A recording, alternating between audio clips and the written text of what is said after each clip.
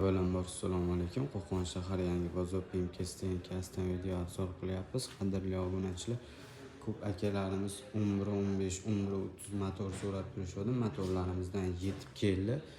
Hozirgi kunda ko'p akalarimiz Division so'rashyapti. Divisionning o'rniga ham mana katta generatorlarimiz keldi. 20 kilovatli so'ragan akalarimizga 20 kilovatli generatorlarimizdan keldi. 100% mislik odnotkasi mislik generatorlarimiz yetib keldi. 3 faza 20 kilovatli generatorimiz.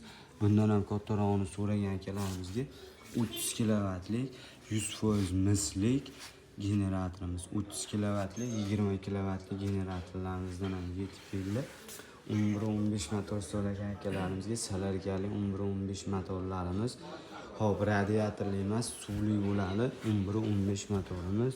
11-30 so'ragan akalarimizga 11-30 suvli motorlarimizdan yetib keldi.